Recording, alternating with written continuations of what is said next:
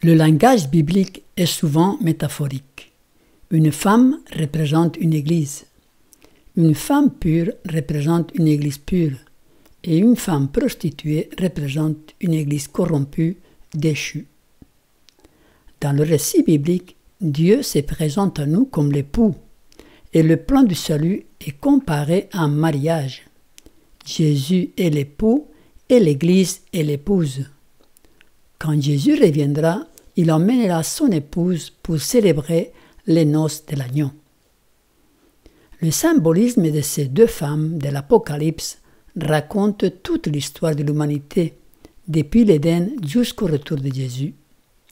Nous vous proposons d'étudier cette métaphore. Qui représentent les deux femmes? En quoi nous concernent-elles aujourd'hui?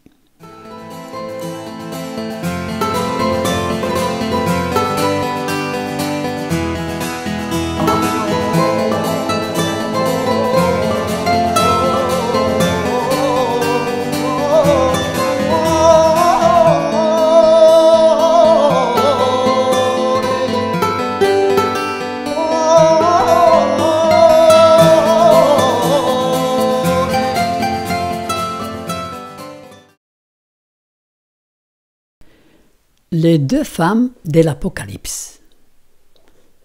Pour bien comprendre le symbolisme des deux femmes de l'Apocalypse, il faut remonter l'histoire jusqu'à ses origines. Nous allons utiliser un tableau chronologique et vous verrez dans la partie haute, il y aura les dates. Donc cette première frise chronologique commence avec la création en 4000 avant Jésus-Christ jusqu'au déluge 2500 AC, c'est-à-dire avant Jésus-Christ. Avec la chute de l'homme en Éden, deux forces diamétralement opposées ont commencé à se manifester, celle de Dieu et celle de Satan. Dieu utilise uniquement la persuasion. Il parle au cœur par le moyen de la conscience. Il laisse chacun libre de choisir. Satan, lui, utilise tout ce que Dieu ne peut pas utiliser, à savoir le mensonge, la force, la ruse, la perfidie. C'est ainsi qu'il a trompé Ève et que le péché, comme un virus ravageur, est rentré dans le monde. Genèse 3, 14 et 15, l'Éternel Dieu dit au serpent, « Puisque tu as fait cela, tu seras maudit entre tous les bétails et entre tous les animaux des champs. Tu marcheras sur ton ventre et tu mangeras de la poussière tous les jours de ta vie. Je mettrai inimitié entre toi et la femme, entre ta postérité et sa postérité. Celle-ci t'écrasera la tête et tu lui blesseras le talon. » Dans ce texte, nous voyons les deux forces à l'œuvre à travers le serpent et à travers la femme. Je mettrai inimitié entre toi, c'est-à-dire le serpent, et la femme et l'Église, entre ta postérité et sa postérité. Celle-ci, c'est-à-dire la postérité de la femme, qui fait référence à Jésus, t'écrasera la tête et tu lui blesseras le talon, fait référence à la crucifixion de Jésus. Dieu choisit le symbole de la femme pour représenter son peuple, plus tard son Église, son épouse. Ésaïe 54, « Car ton Créateur est ton époux, l'Éternel des armées est son nom, et ton Rédempteur est le Saint d'Israël. Il se nomme Dieu de toute la terre, car l'Éternel te rappelle comme une femme délaissée et au cœur attristé, comme une épouse de la jeunesse qui a été répudiée, dit ton Dieu. » Apocalypse 21, verset 9. « Et il m'adressa la parole en disant, viens, je te montre l'épouse, la femme de l'agneau. » Plus tard, quand son peuple va se corrompre, Dieu va le comparer à une prostituée. Jérémie 3,6. L'Éternel me dit, au temps du roi Josias, as-tu vu ce qu'a fait l'infidèle Israël?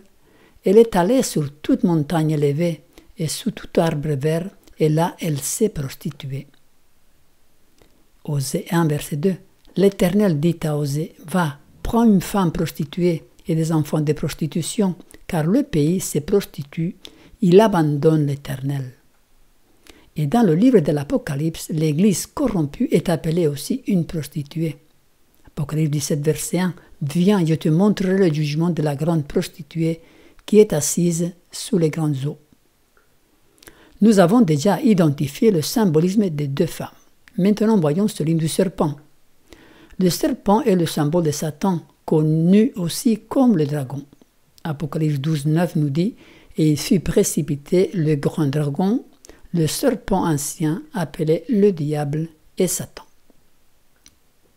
Dans la descendance d'Adam et Ève, les deux forces vont s'affronter. Le conflit terrestre se manifesta dès ses origines. Caïn va tuer Abel, son frère. Caïn et sa descendance vont suivre la voie du serpent, celle de la rébellion, de l'insoumission au Créateur. Ils sont appelés les fils des hommes plus tard dans le chapitre 6 du livre de la Genèse. Seth, qui remplaça Abel, et sa descendance vont suivre la voie de la femme. Enoch, Mathusalem, Noé, ils sont appelés plus tard dans le chapitre 6 les fils de Dieu. La Bible retrace uniquement ces deux lignées. Le but du récit biblique est de nous transmettre l'essentiel pour que nous puissions comprendre l'enjeu du grand conflit entre le bien et le mal. Je m'explique, car il est important de bien le comprendre. Par exemple, la Bible nous raconte l'histoire de Caïn et Abel, mais pas l'histoire des autres enfants d'Adam et Ève.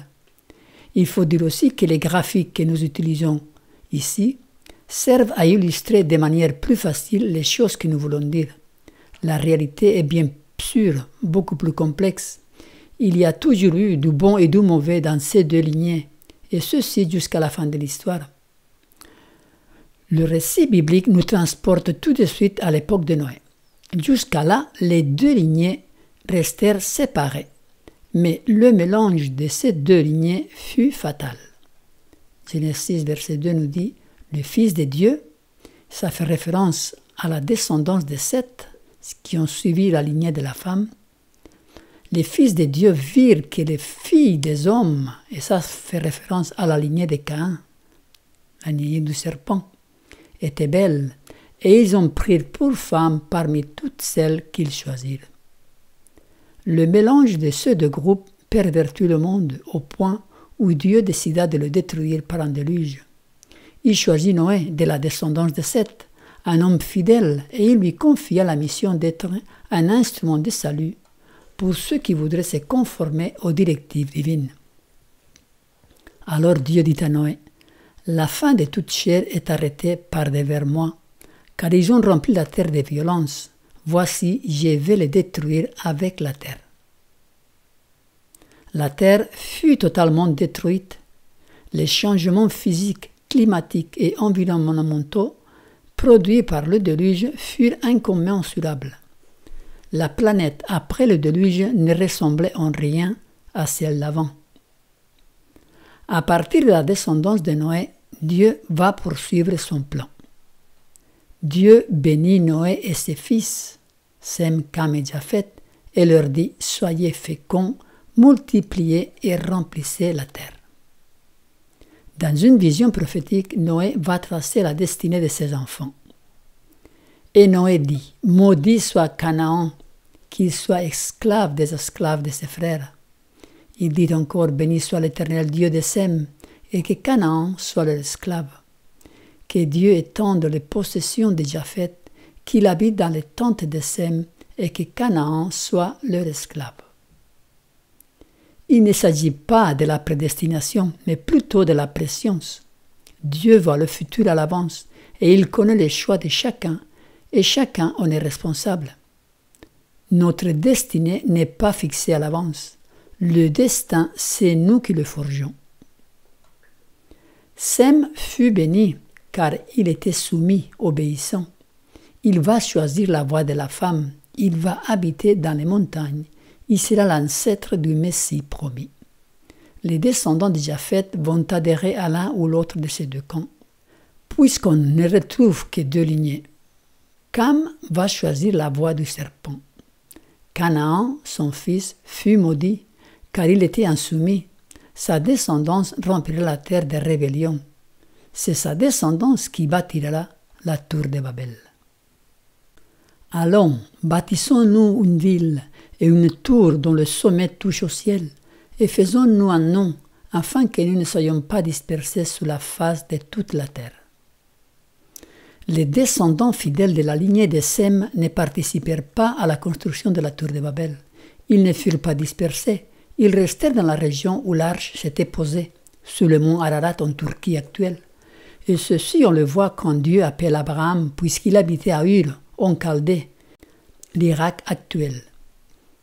À partir de la tour de Babel, la dispersion des différents peuples selon leur langue donna naissance à des nations différentes, à des formes de paganisme différentes.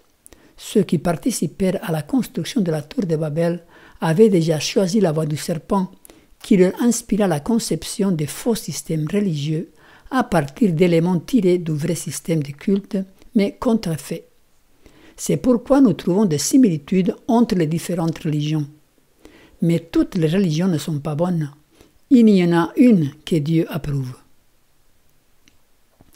Dieu va choisir de la descendance de Sem, Abraham, pour lui confier la mission d'être le père d'un peuple particulier, son peuple, par lequel le Messie promis à Adam et Ève viendrait écraser la tête du serpent.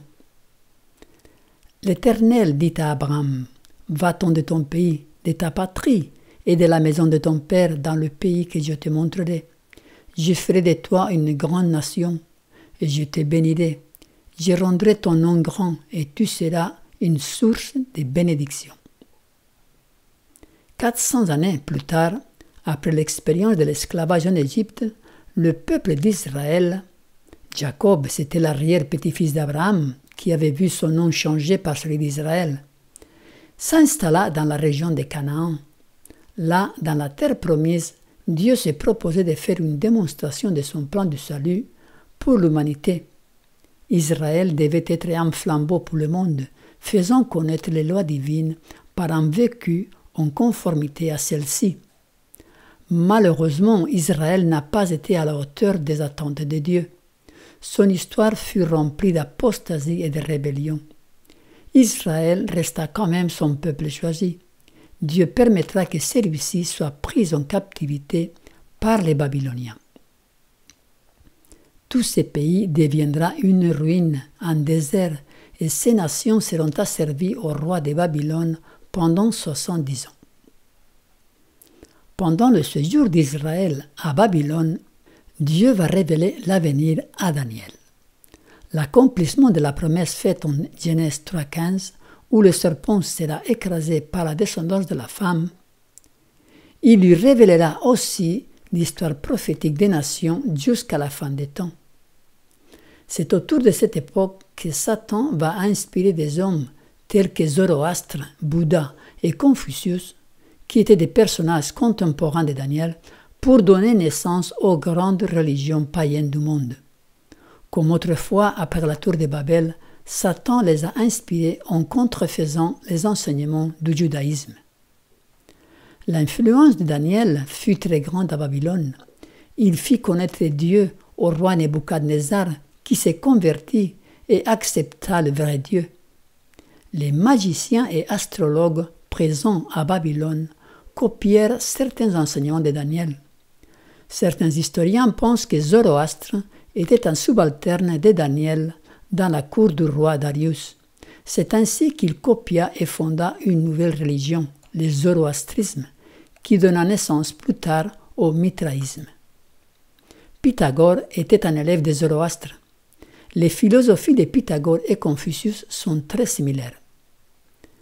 La captivité babylonienne dispersa les Juifs un peu partout dans le monde, emmenant avec eux la connaissance des prophéties de Daniel. Ceci influença les nouvelles religions qui copièrent certaines idées et rites du peuple de Dieu. Quand Daniel mourut, Confucius avait 14 ans. Les similarités entre le bouddhisme, le taoïsme et le confucianisme sont très frappantes. C'est pourquoi on retrouve des éléments de culte similaires dans toutes ces grandes religions païennes. Elles ont la même origine et le même maître, Satan, le père du mensonge. Avançons dans notre frise chronologique. Nous sommes maintenant à l'époque de la naissance de Jésus. On va couvrir cette période toute sa vie, jusqu'à l'année 34, après sa mort. La venue de Jésus est retracée dans le livre de l'Apocalypse. Apocalypse 12. Un grand signe parut dans le ciel, une femme enveloppée du soleil, la lune sous ses pieds et une couronne de 12 étoiles sur sa tête. Elle était enceinte, elle criait, étant en travail et dans les douleurs de l'enfantement. Un autre signe parut encore dans le ciel, et voici c'était un grand dragon rouge, ayant 7 têtes et 10 cornes, et sur ses têtes 7 diadèmes. Sa queue entraînait les tiers des étoiles du ciel et les jetait sur la terre. Le dragon s'étend devant la femme qui allait enfanter, afin de dévorer son enfant lorsqu'elle aurait enfanté. Elle enfanta un fils qui doit paître toutes les nations avec une verge de fer, et son enfant fut enlevé vers Dieu et vers son trône. De nouveau, nous voyons le serpent ou le dragon et la femme en conflit. Le dragon essaie de tuer l'enfant de la femme, c'est-à-dire Jésus. C'est ici que la promesse de Genèse 3,15 s'accomplit. Le Messie est venu et par sa mort sur la croix, il a écrasé la tête du serpent et consommé le mariage avec la femme. Il l'a racheté par son sang. Jésus s'est choisi 12 disciples, c'était des Juifs, à qui il va confier la vérité afin de la proclamer dans le monde entier. Le judaïsme, en tant que système de culte choisi de Dieu, prit fin avec la crucifixion de Jésus. Israël a refusé la lumière que Jésus était venu apporter. Peu avant sa mort, Jésus proposa une nouvelle alliance, celle établie par son sang. En l'an 34, avec la lapidation d'Étienne, la période octroyée au peuple juif se termine. Les 70 semaines prophétiques annoncées par Daniel le prophète prennent fin. La vérité est confiée à d'autres mains. Le temps pour Israël prend fin et le temps des nations commence, c'est-à-dire le temps que Dieu accorde aux nations pour accepter l'Évangile. Jésus fonda l'Église pour annoncer les bonnes nouvelles de l'Évangile partout et pour préparer un peuple pour son retour. À ce moment-là, il emmènera l'épouse, c'est-à-dire son Église, pour célébrer les noces de l'agneau. En l'an 70, avec la destruction de Jérusalem, les Juifs furent dispersés de par le monde. L'apôtre Jean mourut en l'an 100. Tant que les apôtres étaient là, la doctrine chrétienne s'est conservée pure. Avec la mort de Jean, le dernier des disciples, les choses vont changer. Paul l'avait prédit. Acte 20. Je sais qu'il s'introduira parmi vous, après mon départ, des loups cruels qui n'épargneront pas le troupeau, et qu'il s'élèvera du milieu de vous des hommes qui enseigneront des choses pernicieuses pour entraîner les disciples après eux. Notre frise chronologique va de l'année 100, qui est l'année correspondante à la mort de l'apôtre Jean, jusqu'à l'année 538, la montée de la papauté. Justin Martyr naquit en l'an 100. D'origine païenne, il accepta le christianisme, mais sa philosophie était païenne. Il était un professeur chrétien revêtu d'habits païens. Tatian composa le Diatessaron, une harmonie des évangiles très corrompue. Clément d'Alexandrie était un élève de Tatian. Il fonda l'école d'Alexandrie et dans cette école, les hérésies fleurirent et se répandirent dans le monde chrétien. Son disciple, Origène, fit encore plus de ravages. Celui-ci influença Jérôme, l'auteur de la Bible Vulgate. Ce sont les pères de l'Église catholique romaine. D'autre part, des hommes tels que Lucien de Syrie, Vigilantius, qui fut le précurseur des Vaudois, et bien d'autres, ignorés par la plupart des chrétiens, furent, eux, les vrais disciples qui continuèrent l'œuvre de Paul et de Pierre, commencée par la véritable Église. Avec Constantin, le christianisme devint la religion de l'empereur. Il proclama une loi du dimanche qui remplacera l'observation du sabbat biblique dans la chrétienté. Plus tard, avec l'empereur Théodose, le christianisme devint la religion officielle de l'Empire romain. Lors du concile de la Odyssée en l'an 336, l'Église transféra la solennité du sabbat biblique au dimanche. Ce changement s'opéra graduellement au cours des siècles successifs. En 476, l'Empire romain s'effondre. Le dernier des empereurs, Romulus Augustulus, abdiqua face aux Hérules. En 533, l'empereur Justinien conféra le titre de Pontifex Maximus, tête de toutes les églises, à l'évêque de Rome. Ce fut la naissance de la papauté. Toutes sortes de doctrines païennes s'infiltrèrent dans l'Église. Les reliques, les images, la confession auriculaire, le dimanche.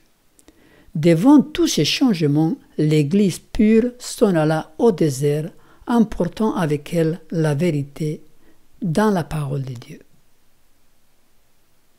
Et la femme s'enfuit dans le désert, où elle avait un lieu préparé par Dieu, afin qu'elle y fût nourrie pendant 1260 jours. C'est la période que nous allons voir maintenant, 1260 jours ou années, depuis 538 jusqu'à 1798. À partir de là, nous pouvons voir les deux femmes de l'Apocalypse distinctement. Deux églises, une vraie et pure, avec le message de la vérité telle qu'elle fut enseignée par Jésus, l'autre, une église corrompue, prostituée, avec un mélange de vérité et d'erreurs tirées des doctrines du monde païen. Le temps de persécution de 1260 années commença. La véritable Église, la femme pure, vivait dans le désert, fuyant la persécution de l'Église corrompue, la prostituée. L'histoire de cette période n'est pas malheureusement bien connue par la plupart des chrétiens de nos jours. De nombreux documents historiques de cette époque ont été détruits ou falsifiés par la prostituée. Les Vaudois, les Cathares, les Albigeois et d'autres groupes transmirent la vérité au prix de leur vie. Des milliers de personnes furent sacrifiées pour la vérité. Des histoires mensongères furent inventées sur ces groupes pour qu'ils soient l'objet de la haine populaire. Des croisades furent organisées pour les exterminer, et ceci jusqu'au XVIIe siècle. Des noms tels que Patrick en Irlande, Columba en Écosse, Columbanus en France, Italie et Suisse sont ignorés alors que ce furent eux qui, avec d'autres, portèrent la lumière de la pure vérité en Europe. Grâce à eux et aux Vaudois en particulier, la lumière de la vérité fut préservée pendant les 1260 années de l'obscurantisme papal. En 1517, Luther va briser le despotisme de Rome. La réforme va commencer à regagner les vérités de la Bible enfouies sous les traditions et l'apostasie. Luther prononça en matière de doctrine la Bible et la Bible seule. La parole de Dieu commençait à briller à nouveau dans l'obscurantisme médiéval. Le juste vivra par la foi. Les églises qui virent le jour plus tard rétablirent chacune des vérités particulières. Les anabaptistes, les baptêmes des adultes, les méthodistes, la sanctification chrétienne. Dieu s'est proposé de ramener ce mouvement de réforme vers la vérité pure de l'Évangile. Malheureusement, les églises protestantes diverses nées de ce mouvement se sont arrêtées en chemin. Elles n'ont pas voulu avancer avec la lumière grandissante que Dieu révélait au fur et à mesure. Nous vous invitons à voir notre vidéo sur les 3 églises mères. Mais il ne faut pas oublier que ce mouvement de réforme sortit de la prostituée. Ces églises sont appelées dans le livre de l'Apocalypse les filles de la prostituée, car elles retiennent des doctrines de la prostituée, l'immortalité de l'âme, l'enfer éternel, la sanctification du dimanche et l'état conscient des morts. Cette femme était vêtue de pourpre et d'écarlate, et parée d'or, de pierres précieuses et de perles. Elle tenait dans sa main une coupe d'or remplie d'abominations et des impuretés de sa prostitution. Sur son front était écrit un nom, un mystère, Babylone la grande, la mère des impudiques, et des abominations de la terre. Le langage divin est très direct et même choquant à nos yeux. Dieu sait ce qu'il dit. S'il appelle les églises protestantes les filles de la prostituée, c'est parce qu'à la fin, dans la crise finale, ce sont elles qui vont faire le pas vers la prostituée pour persécuter le peuple du reste. Ce sont elles, le faux prophète, cité dans le livre de l'Apocalypse au chapitre 13, qui aidera la bête à instaurer la marque de la bête. Apocalypse 19, verset 20. Et la bête fut prise, et avec elle le faux prophète, qui avait fait devant elle les prodiges par lesquels il avait séduit ceux qui avaient pris la marque de la bête et adoré son image. Ils furent tous les deux jetés vivants dans les temps ardents de feu et de soufre. On voit bien dans ces versets le rôle du faux prophète dans la crise de la marque de la bête. C'est lui qui séduit ceux qui reçoivent la marque de la bête. Nous allons couvrir maintenant la période entre 1798 et 1863. À la fin de la période de 1260 années de persécution, c'est-à-dire en 1798, Dieu va ouvrir le livre de Daniel à la compréhension de ses enfants. William Miller, un fermier américain, découvrit autour des années 1814, en étudiant la Bible, la prophétie de Daniel 8,14 concernant la purification du sanctuaire. Dieu s'est proposé de révéler la vérité à son peuple depuis le temps de la Réforme, mais celui-ci est lent à accepter de nouvelles lumières. Il s'accroche au passé et refuse d'avancer dans le chemin de la révélation. À partir de 1833 et jusqu'à 1844, un mouvement de réveil tel que le monde n'avait pas connu depuis le temps des apôtres vit le jour en Amérique protestante. Le mouvement millerite commença à annoncer le retour imminent de Jésus. Le calcul prophétique de Miller s'avéra correct quant à la date, mais non pas quant à l'événement. Miller pensait que la purification du sanctuaire dont Daniel parle faisait référence au retour de Jésus, la terre étant selon lui le sanctuaire. D'après les prophéties de Daniel 8,14 de 2300 soirs et matins, à la fin de cette période, Jésus rentra dans le sanctuaire céleste pour procéder à sa purification. Dieu révéla clairement par l'esprit des prophéties ce qui était arrivé. De toutes les églises protestantes, une minorité en sortit qui accepta la lumière sur les prophéties de Daniel et de l'Apocalypse. À partir de cette minorité, Dieu va constituer une église à laquelle il va révéler davantage des lumières. Au cours des décennies suivant la grande déception de 1844, Dieu rétablira la vérité telle qu'elle avait été enseignée par l'Église naissante. Des doctrines telles que la sainteté du sabbat, l'état inconscient de mort, le ministère de Jésus dans le sanctuaire céleste, la mortalité de l'âme, l'enfer comme un événement plutôt qu'un lieu, le message des 3 ans du Apocalypse 14, une interprétation correcte des événements de la fin, le proche retour de Jésus, tout cela vire le jour. Ainsi, la vérité qui avait été enfouie sous les décombres des traditions humaines fut à nouveau mise en lumière. Il ne s'agit pas d'une nouvelle lumière puisqu'elle venait de la parole inspirée depuis 2000 ans, mais d'une vérité retrouvée. Dieu rétablit l'esprit de la prophétie dans cette Église naissante pour la guider, l'instruire, la corriger et la faire marcher dans le sentier de la vérité. Les églises protestantes, dans leur majorité, s'opposèrent à cette nouvelle lumière et la combattirent même. Ainsi, à partir de là, le protestantisme traditionnel devint le faux prophète en tant qu'institution église, bien que le salut reste toujours ouvert à toute personne, quelle qu'elle soit. Nous allons couvrir maintenant la période entre 1863 et la marque de la bête, un événement futur. Donc, c'est ce que nous allons couvrir maintenant, c'est notre époque actuelle. À partir de 1863, l'Église du reste constitue le moyen par lequel Dieu communique sa lumière. C'est son peuple, son Église visible. Dieu se propose d'amener ses enfants dans cette Église individuellement. Cette Église du reste est dans sa phase de création. C'est l'Église militante, composée de toutes sortes d'individus, doublés et délivrés, elle est humaine, imparfaite. Le parcours a toujours été similaire. Dieu choisit un peuple à qui il confie la vérité de la révélation. Mais ceci ne veut pas dire que tous ceux qui constituent ce mouvement sont des vrais croyants. L'ivraie et le blé croîtront ensemble jusqu'à la moisson. D'autre part, Dieu a des enfants fidèles dans toutes les églises et mouvements religieux. Dieu ne regarde pas à l'étiquette, mais au cœur. Mais la vérité est toujours révélée par le moyen d'un peuple choisi. Adam et Ève, la femme, Abel, Seth, Noé, Sem, Abraham, Israël, l'église des apôtres, l'église du désert et l'église du reste, le reste de la postérité de la femme.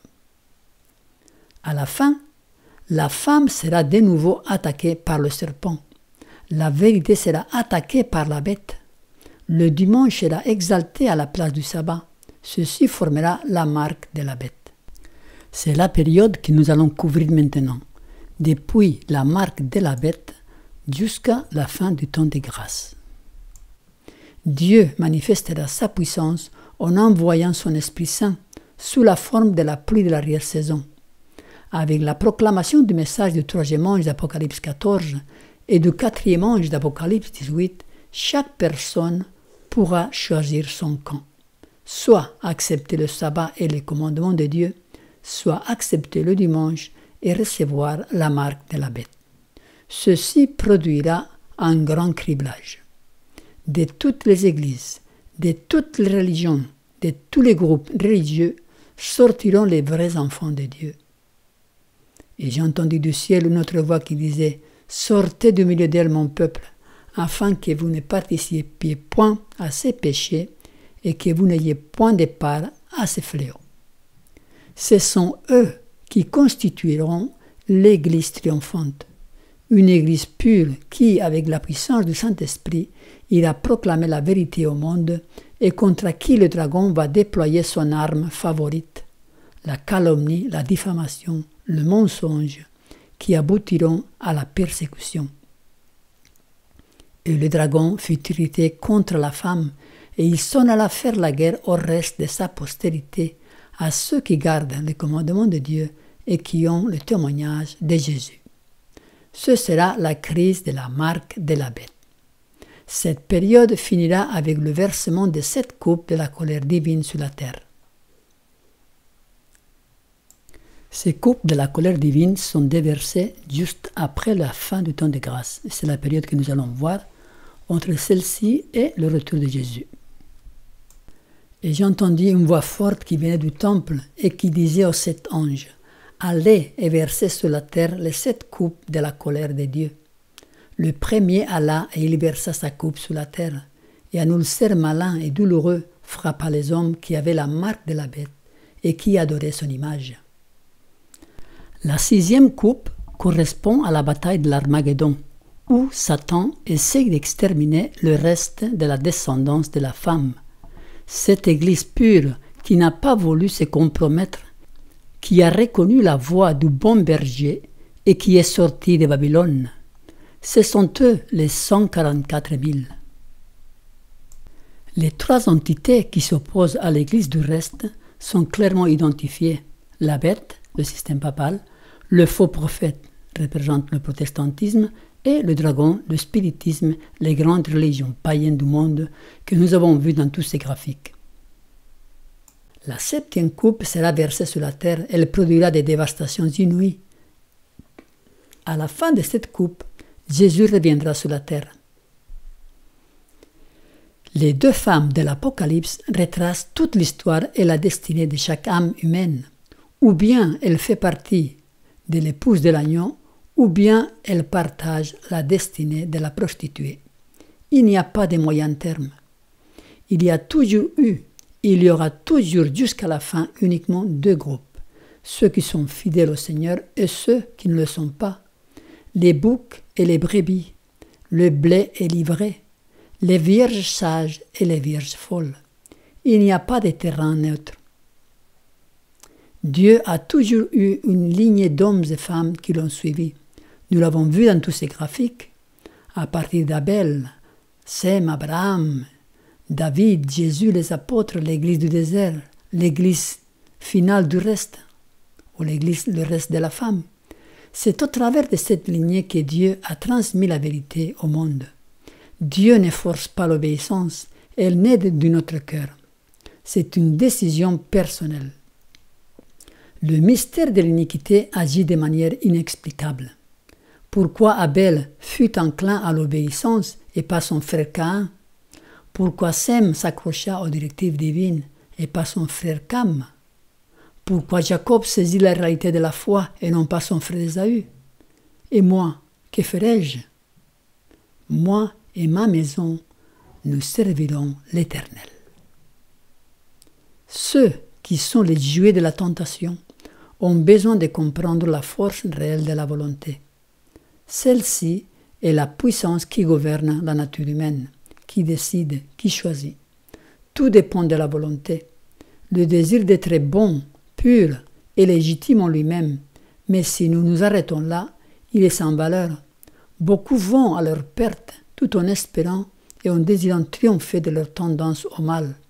Ils ne soumettent pas leur volonté à celle de Dieu et ne choisissent pas de le servir. Cher ami, quel sera ton choix?